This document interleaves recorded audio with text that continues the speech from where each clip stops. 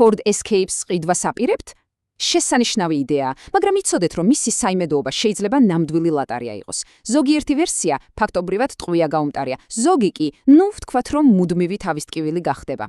მოდით ერთად გავარკვიოთ, როგორ ავირჩიოთ გამარჯვებული. მოკლედ, თუ თქვენი მიზანია ისეთი escape-ის პოვნა, რომელიც არ დაგტოვებთ გზაში და არც თქვენს საფულეს დააცარიალებს, მაშინ ზუსტად იქ მოხვდით, სადაც საჭიროა. ჩვენ ახლა ყველა დეტალს გავივლით, რომ ძვირადღირებული შეცდომები თავიდან აირიდოთ. კარგი, დავიწყოთ ყველაზე მთავარით. ნებისმიერი მანქანის გული ხომ მისი ძრავია და escape-ის შემთხვევაში სწორედ აქ იწყება და მთავრდება ყველაფერი.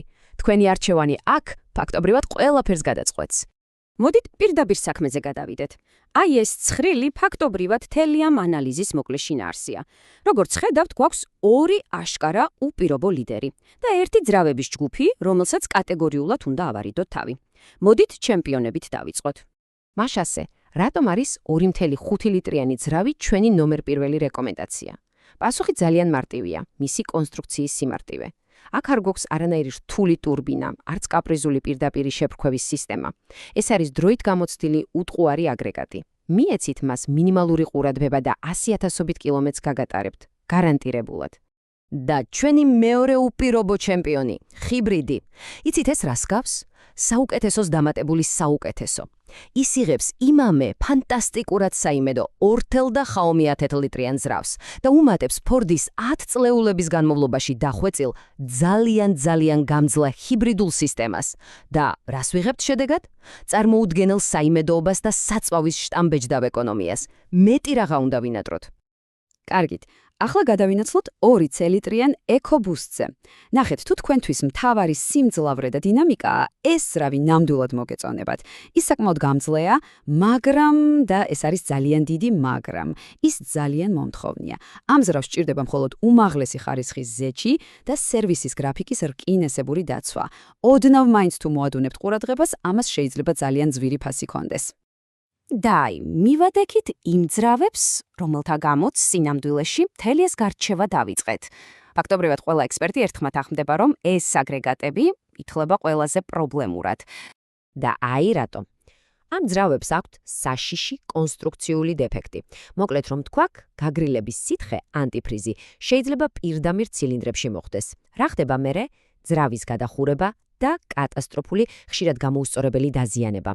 სწორედ ამ უზარმაზარი რისკის გამო ამ ძრავიანი escape-ის ყიდმა რუსული რულეტკის თამაშს გავს. კარგი, ძრავებზე საუბარი დავასრულეთ, მაგრამ ეს ისტორიის მხოლოდ ნახევარია.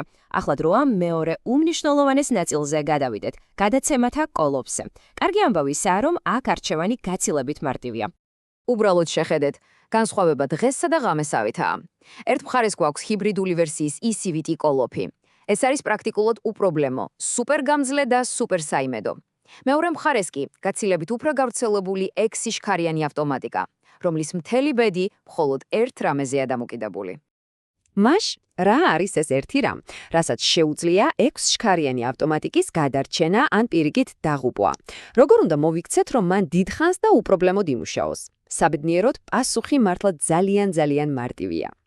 ყველაფერი ამ სამ მარტივ წესამდე დადის. პირველი და უმთავრესი, შეცვალეთ ზეთი, რეგულარულად.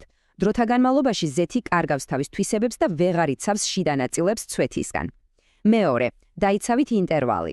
ეს 40-60,000 კილომეტრი რეკომენდაცია კი არა, ამ კოლოფის სიცოცხლისთვის აუცილებლობაა. და მესამე, თქვენი მართვის სტილი, აგრესიული აჩქარება და გადახურება მასზე უდიდეს სტრესს ქმნის. დაიცავით ეს სამი წესი და ის ერთგულად გემსახურებათ.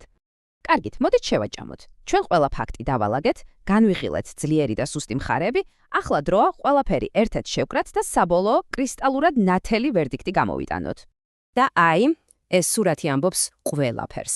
თუ თქვენი მთავარი პრიორიტეტი საიმედოობა, სიმშვიდე და მინიმალური რისკებია, თქვენ რეალურად მხოლოდ ორი არჩევანი გაქვთ. 2.5 ლიტრიანი ატმოსფერული ძრავი ან ჰიბრიდი.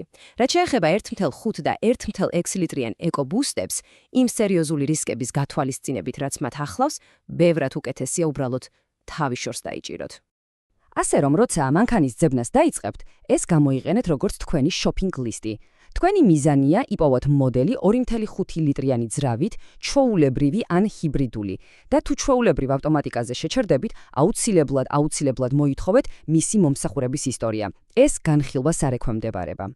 ამ ცოდნით შელიარაღებული თქვენ უკვე ზუსტად იცით, რას უნდა მიაქციოთ ყურადღება და რაც არანაკლებ მნიშვნელოვანია, რას უნდა მოერიდოთ. ახლა შეგიძლიათ წახვიდეთ და სრულიად თავდაჯერებულად შეერჩიოთ ის Ford Escape, რომელიც თქვენი საიმედო პარტნიორი გახდება მომავალი წლების განმავლობაში.